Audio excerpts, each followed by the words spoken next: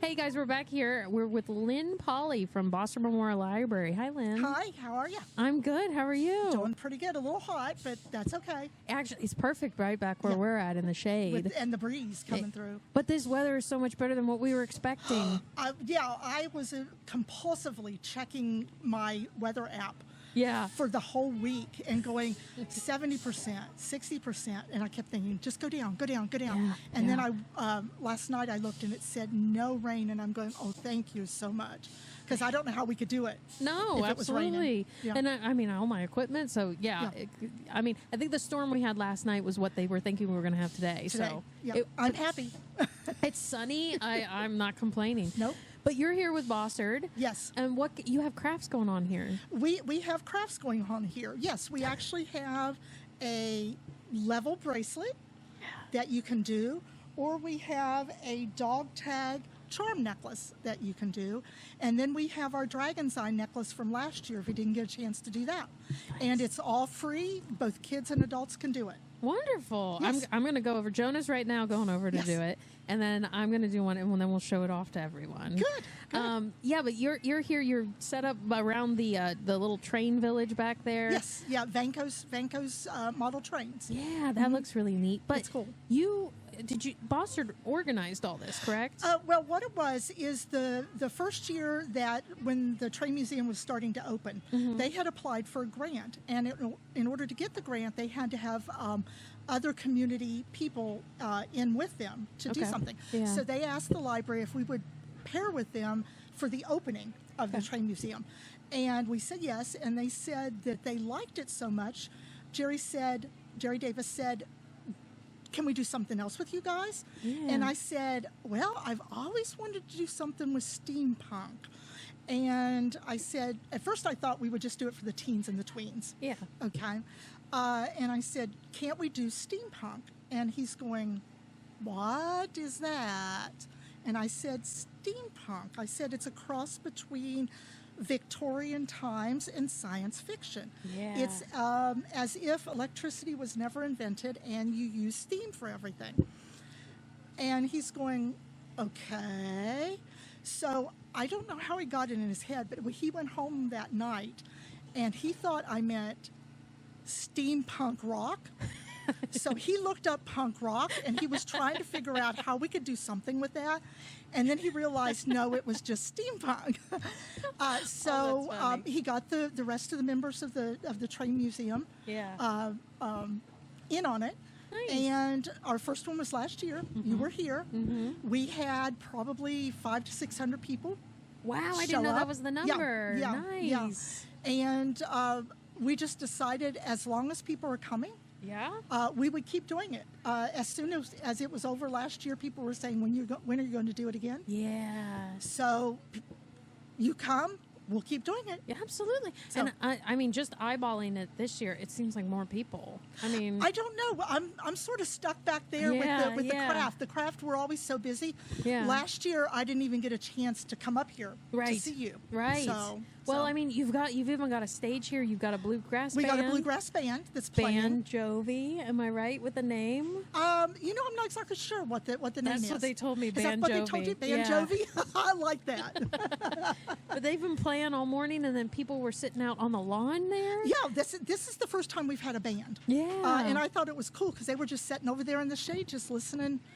Taking it easy and listening to the band. Yeah, and we did the costume contest. Costume up on contest. Stage. Yeah, we had the one teen who won first place. She came by to do one of the crafts, and she was she was just dressed up to the nines. Wonderful, yes. Wonderful. Yes. So, this is a great event. What other events are you having going on at the library? I mean, I know a few things, but update me. Okay. On June the 1st, which is a Saturday, from 10:30 to 1:30, we're going to have our summer reading kickoff. Okay. For the kids. But actually, everybody's invited, adults and kids both.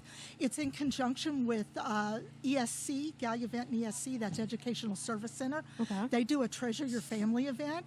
And last year we paired with them so that we could pool our resources. And it's going to be a 1950s sock hop. Ooh. So we're going to have live music inside with a band. Yeah. We're going to have a DJ outside, and she's going to show you how to do 50s dances. Oh, neat. We're going to have a Fonzie impersonator. Hey. We're going to have crafts, games. You can get a hot dog and a Kona ice and a root beer float if you want. Wow. We're hoping to have some antique cars. We're hoping to show a display of 1950s items and what you would do with them today, as in a 1950s camera. Well, now you would just use your cell phone. Right here. A 1950s phone, you'd use your cell phone. Wow, yeah. A 1950s typewriter, you'd use your cell phone. You use your cell phone for everything. Cell phone for everything.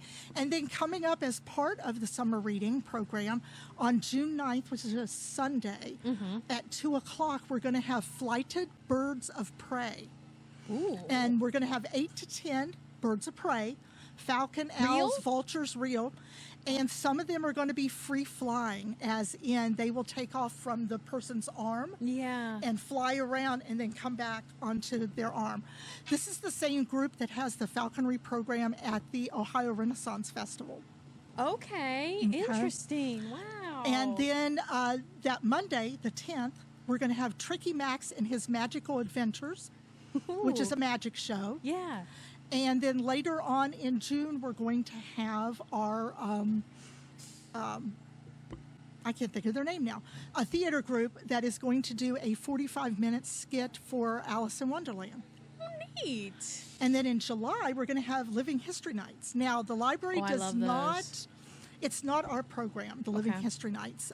It's the actual Gallipolis Living History Nights committee. Okay. But Debbie, the director, and I are on that committee, and we furnish the room to have it. And this year, we are going to have 3 people come and portray Mary Todd Lincoln, Lucretia Garfield, and Jackie Kennedy.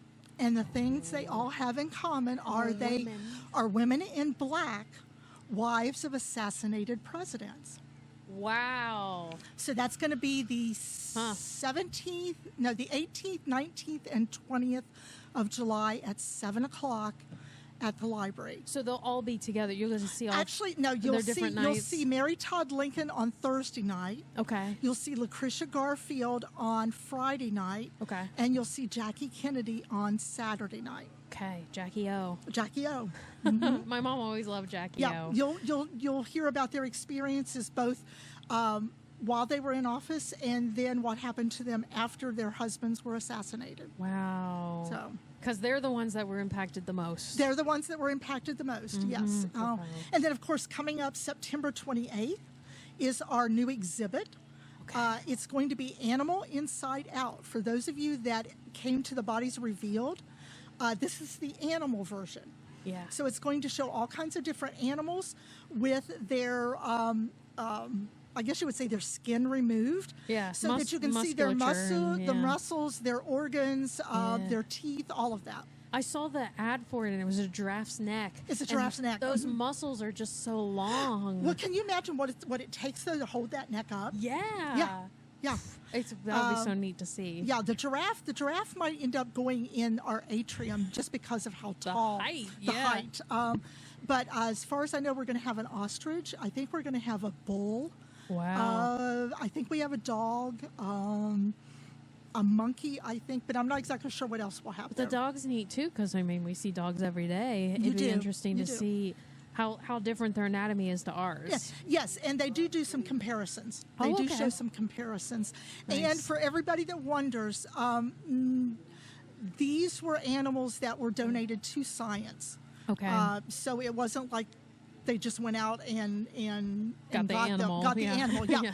They were ones that had died of natural causes. Okay. And either the zoo or the refuge or whatever donated them for that purpose. Okay. Yeah. They were it was natural. It was natural. And now their bodies are helping with a benefit to teach others. To teach each others how alike and how different we are from animals in nature. That's so true. Yes. So true. Wonderful. So much going on. Yes. You got a Yes. full summer booked up. Oh, we love it. All the We way to love it. September. Yeah, all the way through September. Yeah, and then from September on, we'll have the exhibit. Yeah. And then we have all of our regular programs, too, that occur at the library. So if someone wants to see all the regular and all these special events, how can they find that out? Maybe on social media or? Yes, we have a website, bossardlibrary.org. Yeah.